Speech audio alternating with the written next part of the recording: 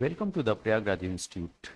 आज हम लोग महत्वपूर्ण वीडियो की श्रृंखला में हिंदी सब्जेक्ट से संबंधित कुछ महत्वपूर्ण और अति महत्वपूर्ण प्रश्नों को लेकर आपके सामने आए हैं। यहाँ पे पहला प्रश्न उपसर्ग से संबंधित है। इसमें पहला प्रश्न ये है कि अनुवाद, ध्यान से देखिए, अनुवाद में प्रयुक्त उपसर्ग कौन सा है। पहला ऑप्शन है अ, बी ऑप्शन है अन, सी ऑप्शन है औ और डी ऑप्शन है अनु। इस प्रश्न का सही उत्तर है अनु। जैसा हम जानते हैं कि उपसर्ग शब्दों के आगे प्रयुक्त होते हैं और एक नया अर्थ उत्पन्न करते हैं। किस तिथि को हिंदी को राजभाषा बनाने का निर्णय लिया गया था? तो यहाँ ऑप्शन है 26 जनवरी 1950, बी ऑप्शन है 14 सितंबर 1949, सी है 14 सितंबर 1950 और डी ऑप्शन है 15 अगस्त 1947। कभी कभी क्या होता है कि हिंदी विषय में व्याकरण के अलावा जो कुछ अन्य क्वेश्चन जो बनते हैं कि हिंदी भाषा को प्रोत्साहन के लिए भारत सरकार क्या कर रही है, ठीक, या हिंदी भाषा राजभाषा कब बनी, तो इस तरीके से भी शब्द जो है कंपटीशन में पूछे जाते हैं। तो इस वजह से मैंने ये प्रश्न रखा है आप लोग के सामने। तो हिंदी को राजभाषा बनाने का निर्णय कब लिया गया, ये प्रश्न है। तो इस प्रश्न का सही उत्तर है 14 सितंबर 1949। इसी वजह से 14 सितंबर को हम हिंदी दिवस भी मनाते हैं। नेक्स्ट, हिंदी खड़ी बोली किस अपभ्रंश से विकसित हुई है? यहाँ पे ऑप्शन पहला है अर्ध मगधी, बी ऑप्शन है सौरसेनी, सी है ब्राचड़ और डी है मगधी। इस प्रश्न का सही उत्तर है सौरसेनी। हिंदी वर्णमाला में आयोग वाह, ये ध्यान रखिए, आयोग वाह वर्ण कौन से हैं? पहला है ई बड़ी ई, उ बड़ा उ, सी अंग अ और डी है अ आ। इस प्रश्न का सही उत्तर है अंग और आ, ये आयोग वाह वर्ण में आते हैं। नेक्स्ट, निम्न में से किस शब्द में प्रत्यय लगा हुआ है? आपको बताना है कि किस में प्रत्यय लगा हुआ है, ठीक है। सागर पहला ऑप्शन है, नगर दूसरा ऑप्शन है, अगर मगर तीसरा ऑप्शन है और जादूगर चौथा ऑप्शन है। तो इस प्रश्न का सही उत्तर है जादूगर। किस शब्द में उपसर्ग का प्रयोग हुआ है?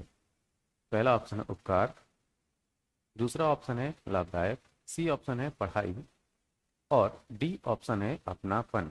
इस प्रश्न का सही उत्तर है उपकार। नेक्स्ट, निम्न से में अल्प प्राण वर्ण कौन से हैं? ठीक है, तो इन चार ऑप्शन में आपको बता रहे हैं कि अल्प प्राण वर्ण कौन से हैं। ए ऑप्शन है क ग, बी ऑप्शन है थ ध, सी ऑप्शन है फ ब और डी ऑप्शन है अ आ। इस प्रश्न का सही उत्तर है क ग। अब हम अल्प प्राण और महाप्राण के बारे में डिटेल से जानेंगे।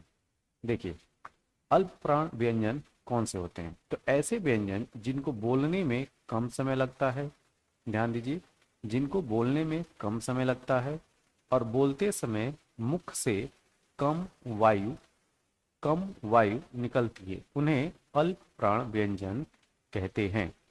इनकी संख्या होती है 20। कितनी होती है? 20। ठीक है, अब देख लेते हैं कि अल्प प्राण व्यंजन है कौन।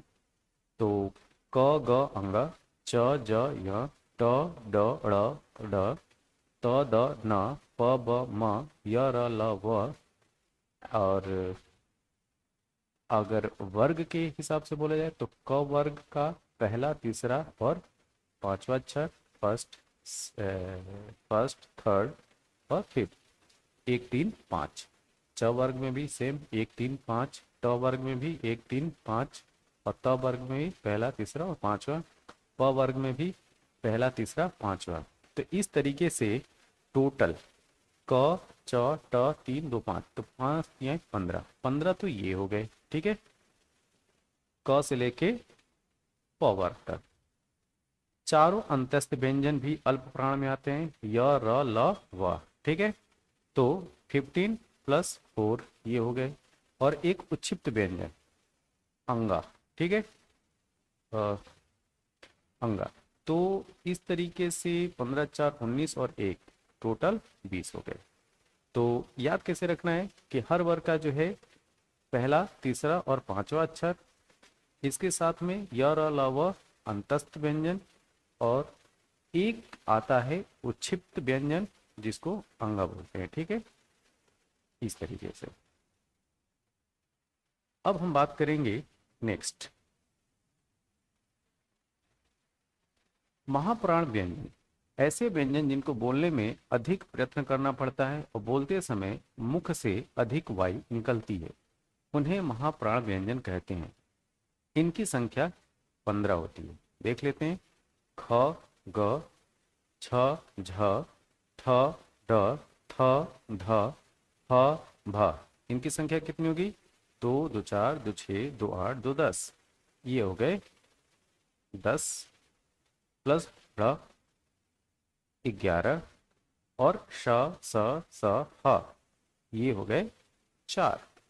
तो क वर्ण में ख और घ की बात की जा रही है, तो क वर्ण में ख और घ है क्या? दूसरा और चौथा।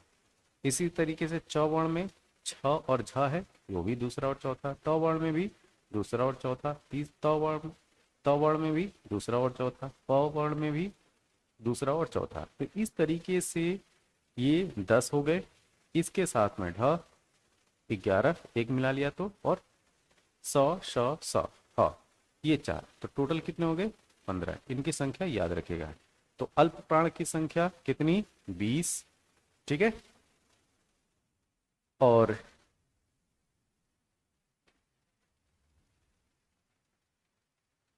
महाप्राण की संख्या 15।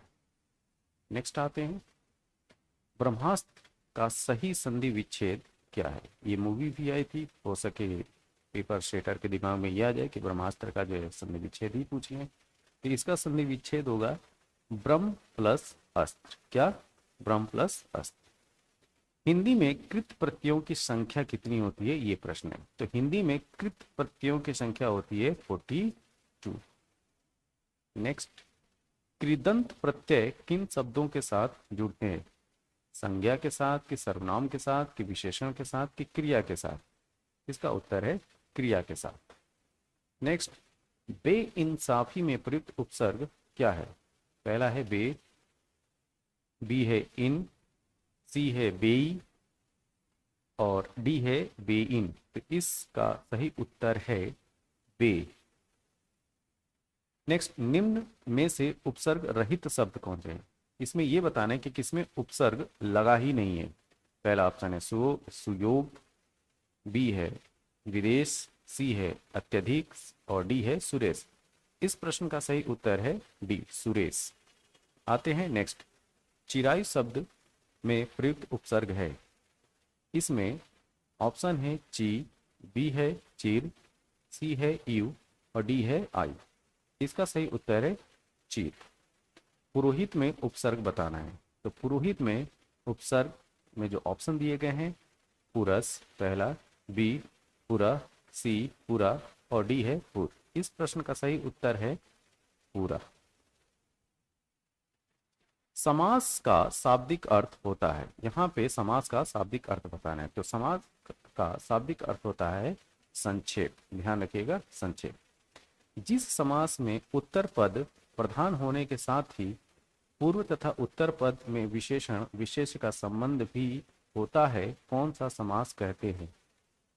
पहला ऑप्शन है बहुब्रीहि, दूसरा ऑप्शन है कर्मधारय, तीसरा है तत्पुरुष, और डी ऑप्शन है द्वंद्व समास। तो इस प्रश्न का सही उत्तर है कर्मधारय। नेक्स्ट, हिंदी दिवस किस दिन को मनाया जाता है? तो हिंदी दिवस जो है 14 सितंबर को मनाया जाता है। संविधान का अनुच्छेद 351 में किस विषय का वर्णन है? पहला ऑप्शन है उच्चतम न्यायालय की भाषा, पत्राचार की भाषा, हिंदी के विकास के लिए निर्देश, और संघ की राजभाषा। तो 351 में बात यह की गई है कि हिंदी के विकास के लिए निर्देश दिए गए हैं। तो इसका उत्तर है सी। नेक्स्ट, जिस समास के दोनों पद अप्रधान, ध्यान दीजिए, दोनों पद अप्रधान होते हैं, वहां पे कौन सा समास होता है? तो इसका उत्तर है बहुव्रीहि। जितेंद्री में कौन सा समास है? पहला ऑप्शन है द्वंद्व, बी ऑप्शन है बहुव्रीहि, सी ऑप्शन है तत्पुरुष और डी ऑप्शन है कर्मधारय। इसका सही उत्तर है बहुव्रीहि। नेक्स्ट, देशांतर में कौन सा समास है? पहला ऑप्शन है बहुव्रीहि, दूसरा है द्विगु, तीसरा है तत्पुरुष और लास्ट है कर्मधारय। तो इसका उत्तर है कर्मधारय समास। निशाचर में कौन सा समास है? अव्ययी भाव पहला है ऑप्शन, बी है कर्मधारय, सी है बहुव्रीहि और डी ऑप्शन है इनमें से कोई नहीं। इसका सही उत्तर है बहुव्रीहि। नेक्स्ट, चौराहा में कौन सा समास है? चौराहा में कौन सा समास है ये पूछा जा रहा है।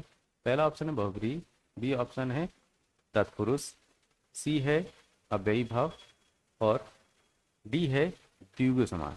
तो चौराहा में डी द्विगु समास। स्वर संधि में कितने भेद होते हैं? सी 5, ये याद रखिएगा, स्वर संधि में 5 भेद होते हैं। व्यर्थ शब्द किन वर्णों की संधि हुई है? व्यर्थ शब्द में किन वर्णों की संधि हुई है? तो पहला ऑप्शन है ई प्लस अ, बी ऑप्शन है ई प्लस उ, सी ऑप्शन है ई प्लस ए और डी ऑप्शन है बड़ी ई प्लस अ। इसका सही उत्तर है ई प्लस अ। उद्धरण का सही संधि विच्छेद है उत प्लस हरण। तो यहाँ पे उद्धरण में सही जो संधि विच्छेद है उत प्लस हरण। ठीक है, थोड़ा सा हम लोग पीछे आते हैं। देशांतर की बात कर रहे थे हम लोग। यहाँ पे 4 ऑप्शन है, बहुव्रीहि, द्विगु, तत्पुरुष और कर्मधारय। इसका सही उत्तर है तत्पुरुष, ना कि कर्मधारय। तो इसको थोड़ा सुधार लीजिएगा। ठीक है, देशांतर में तत्पुरुष समास है, ऑप्शन सी। आते हैं नेक्स्ट।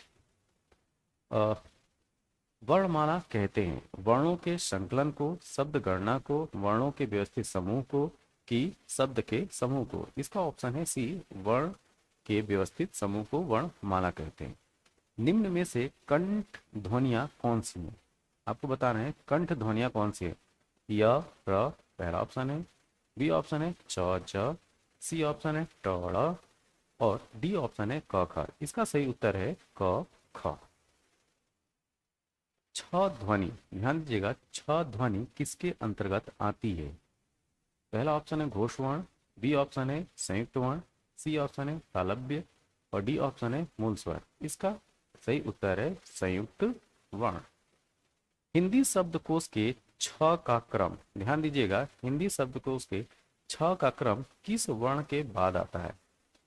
ये प्रश्न जो है अक्सर पूछा जाता है। ठीक है, यहाँ है पहला ऑप्शन छ, बी ऑप्शन है त्र, सी ऑप्शन है ज्ञ और डी ऑप्शन है क। तो छ का क्रम किस वर्ण के बाद आता है? याद रखिएगा क। सुनने में अटपटा लग रहा होगा लेकिन याद रखिएगा क के बाद छ आता है, ऑप्शन है डी। ज्ञ वर्ण किस वर्णों के संयोग से बना है? ज, ध पहला ऑप्शन है, बी ऑप्शन है ज प्लस य, सी ऑप्शन है ज प्लस य और डी ऑप्शन है आधा ज प्लस य। तो इसका सही उत्तर है डी। शुद्ध वर्तनी का चयन करना है। अन्वेषण पहला ऑप्शन, इस तरह से अन्वेषण, अन्वेषण, तो इसमें याद रखिएगा अन्वेषण ऐसे लिखते हैं सी। नेक्स्ट, शुद्ध वर्तनी का चयन करना है। जाह्नवी, जाह्नवी, जाह्नवी, जाह्नवी। इसका सही उत्तर है बी, जाह्नवी। शुद्ध वर्तनी का चयन कीजिए। आधी प्लस पतन, अध प्लस पतन, आध पतन, आधो पतन। तो ये है अध पतन। शुद्ध वर्तनी का चयन करना है। कुमुदनी, ये है कुमुदिनी, ये है कुमदुनी और कुमुदुनी। तो यहाँ पे सही उत्तर है ये बी। दिगंबर में प्रयुक्त संधि कौन सी है? तो दिगंबर में प्रयुक्त संधि है विसर्ग संधि, इसको याद रखिएगा। नेक्स्ट, प्रत्युपकार का सही संधि विच्छेद क्या है? तो प्रत्युपकार का सही संधि विच्छेद प्रति प्लस उपकार पहला ऑप्शन है, प्रति प्लस उपकार दूसरा है, प्रति प्लस अपकार और डी ऑप्शन है प्रत प्लस उपकार। तो इसका सही उत्तर है प्रति प्लस उपकार, बी। पर्यावरण शब्द का संधि विच्छेद बताना है। परि प्लस आवरण पहला ऑप्शन है, परिध प्लस आवरण दूसरा है, परिधि प्लस आवरण तीसरा है और पर्या प्लस आवरण। तो इसका सही उत्तर है परि प्लस आवरण। प्रत्युत्पन्नमति शब्द में कौन सा उपसर्ग है? प्रत्यु पहला ऑप्शन है, प्रति दूसरा ऑप्शन है, प्र तीसरा है और इनमें से कोई नहीं, डी ऑप्शन है। तो इस प्रश्न का सही उत्तर है प्रति। क्या? प्रति। निर्वाह में प्रयुक्त उपसर्ग बताना है। क्या बताना है? उपसर्ग बताना है। तो निर्वाह में प्रयुक्त उपसर्ग है नी। हिंदी में कृत प्रत्ययों की संख्या बतानी है। तो हिंदी में कृत प्रत्ययों की संख्या होती है 42। कृदंत प्रत्यय किन शब्दों के साथ जुड़ते हैं? तो कृदंत प्रत्यय जो है वो क्रिया के साथ जुड़ते हैं। सुपुरुष में कौन सा समास है? अव्ययी भाव पहला ऑप्शन है, कर्मधारय दूसरा ऑप्शन है, सी ऑप्शन है द्वंद्व समास और डी ऑप्शन है सुपुरुष जो है उसमें कर्मधारय समास है। ठीक है। किस समास के दोनों शब्दों के समानाधिकरण होने पर कर्मधारय समास होता है? यहाँ पहला ऑप्शन है द्वंद्व समास, ये बहुत ही इंपॉर्टेंट प्रश्न है। बी ऑप्शन है बहुब्रीहि समास और सी ऑप्शन है तत्पुरुष समास और डी ऑप्शन है द्विगु समास। तो इसका सही उत्तर है सी तत्पुरुष समास। ठीक है। तत्पुरुष समास के दोनों शब्दों के समानाधिकरण होने पर कर्मधारय समास होता है। नेक्स्ट, द्विगु समास का उदाहरण बताना है। पहला है दिन रात, बी है त्रिभुवन, सी है अन्वय और डी है चतुरायन। इसका सही उत्तर है त्रिभुवन। परमेश्वर, परमेश्वर में कौन सा समास है? पहला ऑप्शन है द्विगु, बी ऑप्शन है अव्ययी भाव और सी ऑप्शन है कर्मधारय और डी ऑप्शन है तत्पुरुष। ठीक है। तो इस प्रश्न का सही उत्तर है कर्मधारय समास। ठीक। अब ये आज के कुछ महत्वपूर्ण प्रश्न थे हिंदी भाषा से संबंधित। इन प्रश्नों को जो है आप मेमोराइज कीजिए, याद कीजिए।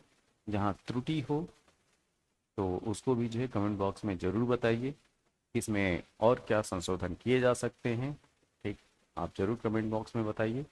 और इस सीरीज़ को जो है हम लोग जारी रखेंगे इसी तरीके से। जो अच्छे प्रश्न हैं उनको हम लाते रहेंगे। बस आप चैनल पे बने रहिए। तब तक के लिए थैंक यू, धन्यवाद। Welcome to the Prayagraj institute. आज हम लोग बात करेंगे हिंदी या ये कहें समान हिंदी के प्रश्नोत्तरों के बारे में। तो यहाँ पे पहला प्रश्न ये है कि भाषा की सबसे छोटी इकाई क्या है? यहाँ पे 4 ऑप्शन है, शब्द, व्यंजन, स्वर और वर्ण। इसका सही उत्तर है डी वर्ण। वर्ण जो है वो भाषा की सबसे छोटी इकाई है। ओके, निम्नलिखित में से कंठ ध्वनियां कौन सी हैं? क ख य र च ज या ऑप्शन डी ट ड़। इसका सही उत्तर है ए क ख। अब आते हैं नेक्स्ट प्रश्न पे। स्थान के आधार पर इनमें से मूर्धन्य व्यंजन कौन सा है? ग घ ज झ ड ढ प फ। इस प्रश्न का सही उत्तर है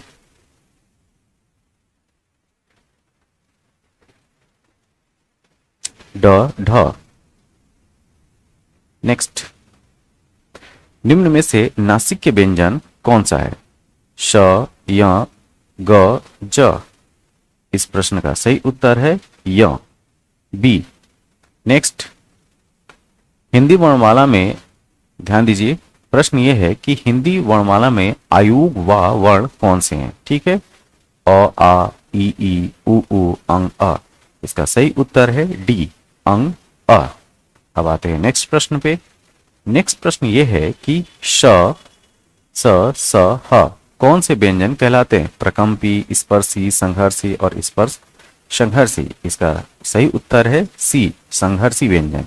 नेक्स्ट क्वेश्चन ये है कि क ग ज फ ध्वनियां किसकी हैं? संस्कृत की, अरबी फारसी, अंग्रेजी की या डी ऑप्शन दक्षिण भाषाओं की। इसका सही उत्तर है बी अरबी फारसी की।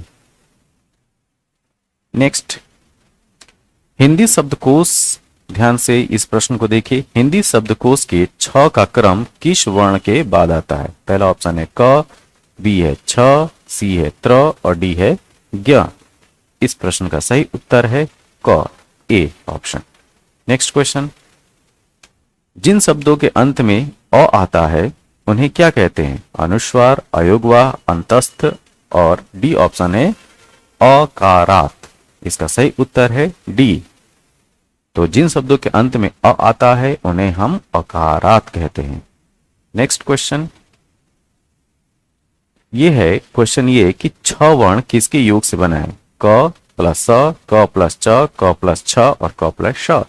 इसका सही उत्तर है ए, क प्लस स। नेक्स्ट क्वेश्चन ये है कि निम्नलिखित में कौन स्वर नहीं है? आपको बताना है कि इसमें कौन स्वर नहीं है।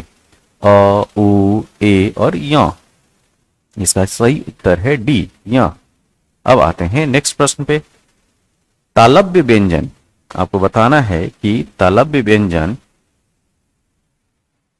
में कौन कौन से आते हैं? पहला ऑप्शन है च, छ, ज, झ, बी ऑप्शन है ट, ठ, ड, ढ और सी ऑप्शन है त, थ, द, ध और डी ऑप्शन है प, फ, ब, म। इसका सही उत्तर है ए, च, छ, ज, झ। अब आते हैं नेक्स्ट प्रश्न पे। य, र, ल, व किस वर्ग के व्यंजन है? ध्यान दीजिए, य, र, ल, व किस वर्ग के व्यंजन है ये बताना है। तालव्य, उष्म, अंतस्थ, ओष्ठ्य। इसका ऑप्शन है सी, अंतस्थ। अब आते हैं नेक्स्ट क्वेश्चन पे। नेक्स्ट प्रश्न ये है कि श, श, स, ह किस वर्ग के व्यंजन है? तालव्य, उष्म, अंतस्थ या ओष्ठ्य। इसका सही उत्तर है उष्म व्यंजन। तो श, श, श, ह उष्म व्यंजन के अंतर्गत आते हैं। अब आते हैं नेक्स्ट प्रश्न पे। इनमें से किसे अर्ध स्वर कहते हैं? ठीक, तो य, र उपरोक्त दोनों और डी ऑप्शन है इनमें से कोई नहीं। इसका सही उत्तर है सी, य और रो जो है वो अर्ध स्वर कहलाते हैं। नेक्स्ट क्वेश्चन, इनमें से कौन सा निरनुनासिक, ध्यान से देखिए, निरनुनासिक का उदाहरण नहीं है? आ, ई, उ, ए। इसका सही उत्तर है डी, ए। निम्न में संयुक्त व्यंजन कौन सा है? निम्न में संयुक्त व्यंजन कौन से हैं? य, र, ल, व, श, श, श, ह, छात्राज्ञा, प, फ, ब, भ। ठीक, छात्राज्ञा, सी। नेक्स्ट, ए, ऐ वर्ण क्या कहलाते हैं? ध्यान से देखिए, ए, ऐ वर्ण क्या कहलाते हैं? ओष्ठ्य, कंठ तालव्य, मूर्धन्य और नासिक्य।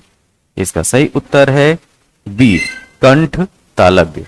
कंठ तालव्य जो है ए, ऐ और वर्ण, ए, ऐ वर्ण जो है वो कंठ तालव्य कहलाते हैं। ठीक है, अब आते हैं नेक्स्ट प्रश्न पे।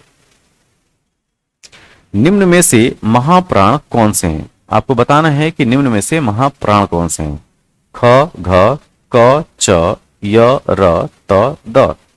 आपको पता होना चाहिए कि हर एक वर्ग का जो दूसरा और चौथा वर्ण होता है वो महाप्राण में आता है। ठीक है, तो इस तरीके से क वर्ग में दूसरे और चौथे नंबर पे क्या आएगा? ख और घ आएगा। तो इस वजह से महाप्राण क्या होगा? ख और घ। अब आते हैं नेक्स्ट प्रश्न।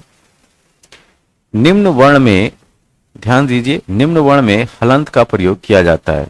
अ की ध्वनि के लिए, नाक से उच्चारण के लिए, नाक और मुंह से उच्चारण के लिए, वर्ण को बिना स्वर के प्रयोग करने के लिए। ठीक है, तो इसका उत्तर है डी, वर्ण को बिना स्वर के प्रयोग करने के लिए।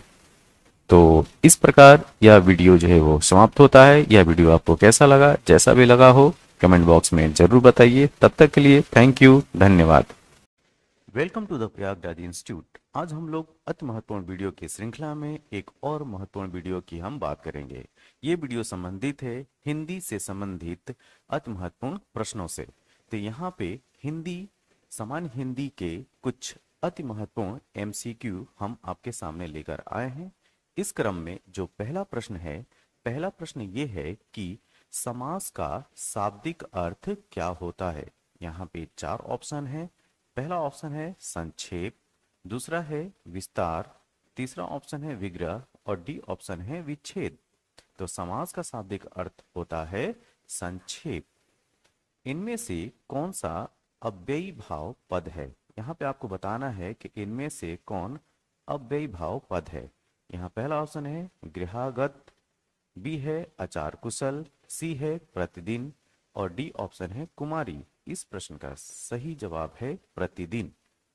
प्रतिदिन जो है वो अव्ययी भाव पद है। नेक्स्ट, निम्न में कौन सा कर्मधारय समास है? ठीक है, चक्रपाणी, बी ऑप्शन है चतुर्युगम, सी ऑप्शन है श्वेतांबर और डी ऑप्शन है माता पिता। इस प्रश्न का सही उत्तर है श्वेतांबर। तो श्वेतांबर में कर्मधारय समास है। गजानन में कौन सा समास है? ध्यान दीजिए, गजानन, गजानन में कौन सा समास है? पहला ऑप्शन है द्वंद्व समास, बी है बहुव्रीहि समास, सी है तत्पुरुष समास और डी है कर्मधारय समास। तो ध्यान रखिएगा, गजानन में जो है वो बहुव्रीहि समास है। क्या? बहुव्रीहि समास। नेक्स्ट, देवासुर में कौन सा समास है? अब आपको बताना है कि देवासुर में कौन सा समास है। तो पहला ऑप्शन है बहुव्रीहि, बी ऑप्शन है कर्मधारय और सी है तत्पुरुष और डी है द्वंद्व समास। तो देवासुर में है द्वंद्व समास। वन गमन, वन गमन में कौन सा समास है? ध्यान दीजिए, वन गमन में समास पूछा जा रहा है। तो पहला है बहुव्रीहि, बी है द्विगु, सी है तत्पुरुष और डी है कर्मधारय। तो वन गमन में जो समास है वह है तत्पुरुष समास। नेक्स्ट, पंचतंत्र में आपको समास बताना है। ठीक है, तो पहला ऑप्शन है कर्मधारय, बी है बहुव्रीहि, सी है द्विगु समास और डी है द्वंद्व समास। तो पंचतंत्र में जो समास है वो है द्विगु समास। देशभक्ति में कौन सा समास है? देशभक्ति में, तो देशभक्ति में पहला ऑप्शन है द्विगु, बी ऑप्शन है तत्पुरुष, सी ऑप्शन है द्वंद्व और डी ऑप्शन है बहुव्रीहि। तो इसका सही उत्तर है बी तत्पुरुष समास। तो देशभक्ति में आपको तत्पुरुष समास देखने को मिलेगा। नेक्स्ट, कौन सा बहुव्रीहि समास का उदाहरण है? यहाँ पे आपको बहुव्रीहि समास का एग्जाम्पल बताना है। तो ए ऑप्शन है निशिदिन, बी ऑप्शन है त्रिभुवन, सी है नीलकंठ और डी है पुरुष सिंह। तो इसका सही उत्तर है सी नीलकंठ। नीलकंठ में आपको बहुव्रीहि समास देखने को मिलेगा। ओके, त्रिलोचन में कौन सा समास है? पहला है ए अव्ययी भाव, बी है कर्मधारय, सी है बहुव्रीहि और डी है इनमें से कोई नहीं। तो इसका ऑप्शन है सी बहुव्रीहि। देखिए, यहाँ पे जो कुछ अति महत्वपूर्ण जो समास है और उन समास से जो संबंधित जो प्रश्न पूछे जाते हैं उनका जो है हमने यहाँ पे संकलन किया है। तो प्लीज इन समास या इन समास के जो उदाहरण दिए गए हैं उनको जरूर आप अपने दिमाग में रखिए। ओके, नेक्स्ट, चौराहा में कौन सा समास है? आपको चौराहा का समास बताना है। पहला ऑप्शन है बहुव्रीहि, बी है तत्पुरुष, सी है अव्ययी भाव और डी है द्विगु। तो इसका सही उत्तर है डी द्विगु समास आपको चौराहा में मिलेगा। ठीक है, विशेषण और विशेष्य के योग से कौन सा समास बनता है? ठीक है, तो द्विगु यहाँ पे ऑप्शन है, द्वंद्व ऑप्शन है, कर्मधारय ऑप्शन है और तत्पुरुष ऑप्शन है। ठीक है, तो विशेषण और विशेष से जो समास बनता है वो है कर्मधारय समास। ठीक है, तो ऑप्शन में है तो कर्मधारय ठीक बताना है आपको। नेक्स्ट, विशेषण और विशेष के योग से कौन सा, फिर वही रिपीटेड क्वेश्चन है। तो ये इसलिए रखा गया है कि ध्यान दीजिएगा कि जब केवल इस तरीके से बोला जाए कि विशेषण और विशेष और ये ना बताया जाए कि पहला पद प्रधान है कि दूसरा पद प्रधान है, तो केवल नॉर्मल इस तरीके से प्रश्न पूछा जाए कि विशेषण और विशेष के योग से कौन सा समास बनता है, तो यहाँ पे आप याद याद रखिएगा कर्मधारय समास। ठीक है, किसमें सही समासिक पद है? तो यहाँ ऑप्शन है पुरुष धन्वी, बी दिवारात्रि, सी त्रिलोकी और डी है मंत्री परिषद। तो इसका सही उत्तर है बी दिवारात्रि। तो सही समासिक पद दिवारात्रि था। निम्न में से संधि की दृष्टि से अशुद्ध पद बताना है। ठीक है, अशुद्ध पद बताना है। तो यहाँ पे है मना प्रसाद, बी है दूसरा है अधःपतन, तीसरा है मनोकामना और चौथा है निरोग। तो इसका सही उत्तर है तीसरा मनोकामना। तो संधि की दृष्टि से मनोकामना जो है वो गलत है। तो सही उत्तर क्या है यहाँ पे? मनोकामना। वाक प्लस मय का शुद्ध संधि युक्त पद कौन सा है? पहला ऑप्शन है वाग्मय, दूसरा है वाङ्मय, तीसरा है वर्णमय और चौथा है वाण्मय। ठीक है, तो इसका जो है इसको इस तरीके से हम जो है इसको लिखेंगे, तो इसको ध्यान से देख लीजिएगा, इसका ऑप्शन सही है चौथा। नेक्स्ट, तनवंगी पद में संधि बताना है। ठीक है, पहला है यण संधि, दूसरा अयादि संधि, तीसरा है दीर्घ संधि और चौथा है वृद्धि संधि। तो इसका सही उत्तर है यण संधि। गवेषणा, गवेषणा पद का शुद्ध संधि विच्छेद बताना है। तो गौ प्लस एषणा, गो प्लस एषणा, गौ प्लस एषणा, अगौ एषणा। ठीक है, तो इसका सही उत्तर है दूसरा, गो प्लस एषणा, वो हो जाएगा गवेषणा। नेक्स्ट, देव्यर्पण, देव्यर्पण पद में संधि क्या है? यण संधि, अयादि संधि, दीर्घ संधि, वृद्धि संधि। ठीक है, तो इसमें सही उत्तर है यण संधि। अब नेक्स्ट है खगेश का संधि विच्छेद क्या होगा? खग प्लस एस पहला ऑप्शन, खग प्लस ईस दूसरा ऑप्शन, खग प्लस ईस तीसरा ऑप्शन और खगा प्लस एस चौथा ऑप्शन। इसका सही उत्तर है खग प्लस ईस। तो इसका सही जो है संधि विच्छेद होगा खगेश का खग प्लस ईस। नेक्स्ट, हिंदी की आदि जननी क्या है? ठीक है, प्राकृत है कि पाली है कि अपभ्रंश है कि संस्कृत है? तो हिंदी की आदि जननी आदि जननी जो है आपको संस्कृत है। ठीक है, ओके। हिंदी दिवस किस दिन मनाया जाता है? पहला ऑप्शन है 14 सितंबर, बी ऑप्शन है 28 सितंबर, सी है 10 अक्टूबर और डी है 11 जून। इसका सही उत्तर है 14 सितंबर। नेक्स्ट, भारतवर्ष में हिंदी को आप किस वर्ग में रखेंगे? पहला ऑप्शन है राष्ट्रभाषा, बी है विभाषा, सी है तकनीकी भाषा और डी है राजभाषा। तो ध्यान रखिए, भारतवर्ष में जो हिंदी है वो राजभाषा है। ठीक है, हिंदी भाषा किस लिपि में लिखी जाती है? पहला ऑप्शन है ब्राह्मी, बी ऑप्शन है देवनागरी, सी है सौराष्ट्री और डी है गुरुमुखी। इसका सही उत्तर है देवनागरी लिपि। नेक्स्ट, हिंदी भाषा के विकास का सही अनुक्रम बताना है। क्या हिंदी भाषा के विकास का सही अनुक्रम कौन सा है? तो पहला ऑप्शन है प्राकृत, उसके बाद प्राकृत अपभ्रंश हिंदी पाली, बी ऑप्शन है अपभ्रंश पाली प्राकृत हिंदी, सी है हिंदी पाली अपभ्रंश प्राकृत और डी ऑप्शन है पाली प्राकृत अपभ्रंश और हिंदी। तो इसका सही उत्तर है डी, पाली के बाद प्राकृत, प्राकृत के बाद अपभ्रंश और उसके बाद हिंदी। ये सही क्रम है, इसको जरूर याद रखिए, ये इंपॉर्टेंट क्वेश्चन है। ठीक है, हिंदी वर्णमाला में आयोग वाह, ध्यान दीजिए, हिंदी वर्णमाला में आपको आयोग वाह वर्ण कौन से हैं ये बताना है। तो पहला ऑप्शन है ई और बड़ी ई, दूसरा ऑप्शन है उ, सी है अंग अ और डी है अ आ। तो इसका सही उत्तर है अंग अ। वर्णमाला कहते हैं, तो आपको बताना है कि वर्णमाला किसको कहते हैं। पहला ऑप्शन है वर्णों के संकलन को, बी ऑप्शन है शब्द गणना को, सी ऑप्शन है वर्णों के व्यवस्थित समूह को और डी ऑप्शन है शब्द के समूह को।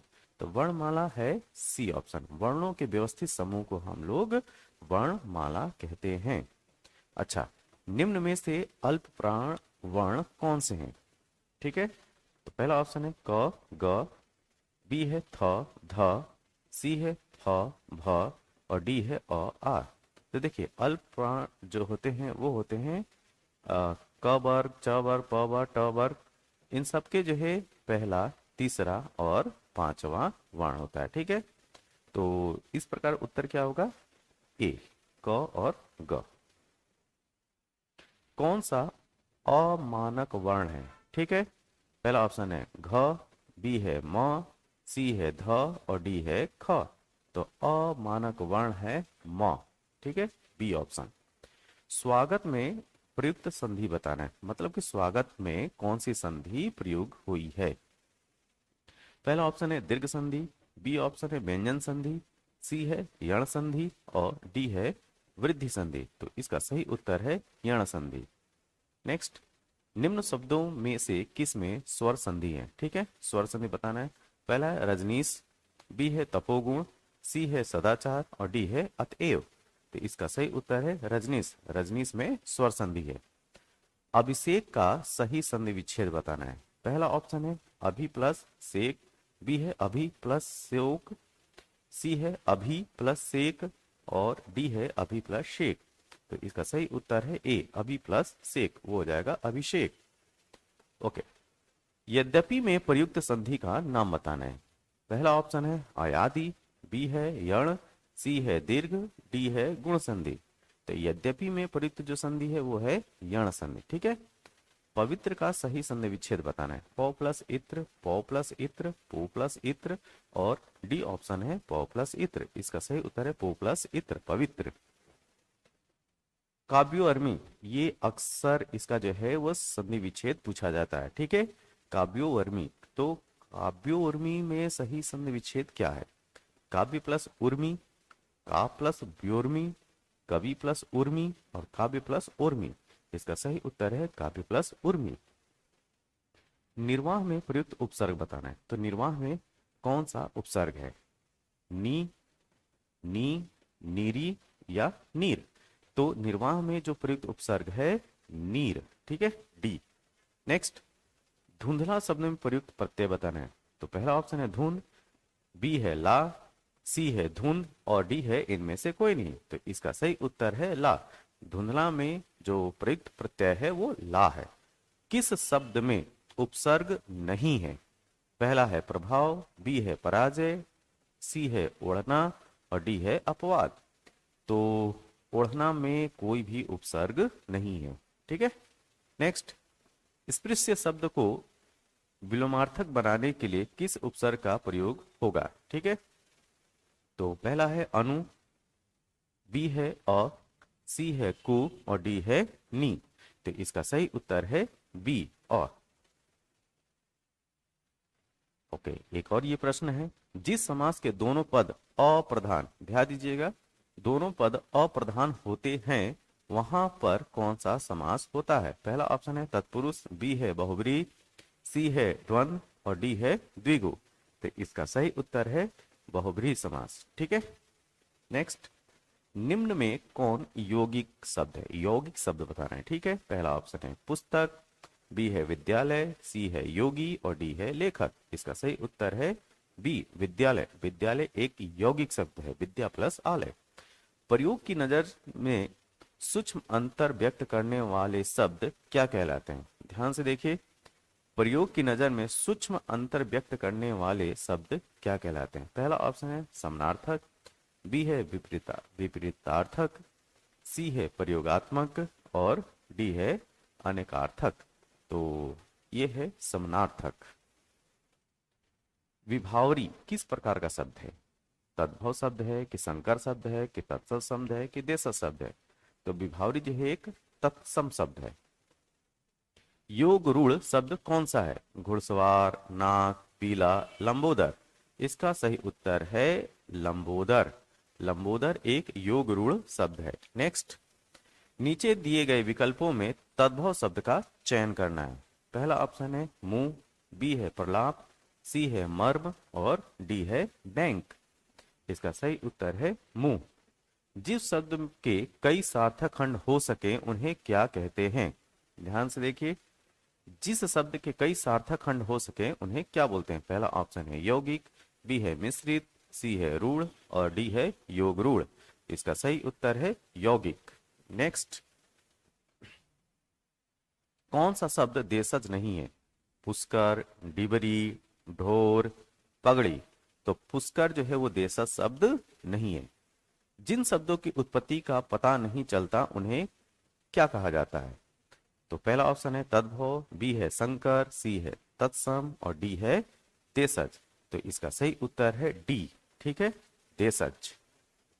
नेक्स्ट, चाय। चाय किस भाषा का शब्द है? आपसे यहां पूछा जा रहा है कि चाय किस भाषा का शब्द है। पहला ऑप्शन है जापानी, बी है फ्रेंच, सी है चीनी, और डी है अंग्रेजी। इसका सही उत्तर है चीनी। स्टेशन किस भाषा का शब्द है? अंग्रेजी, बी है डच, सी है चीनी, और डी है फ्रेंच। इसका सही उत्तर है स्टेशन जो है वो अंग्रेजी का शब्द है। ठीक है, तो ये हमारे पास कुछ हिंदी के अति महत्वपूर्ण प्रश्न थे जिसमें हमने समास और संधि के कुछ विशेष शब्दों का या उनके उदाहरणों का हमने संकलन किया था। ठीक है, तो ये वीडियो आपको कैसा लगा? जैसा भी लगा आप अपने कमेंट बॉक्स में ज़रूर अपने विचार व्यक्त करें। तब तक के लिए धन्यवाद। Thank you.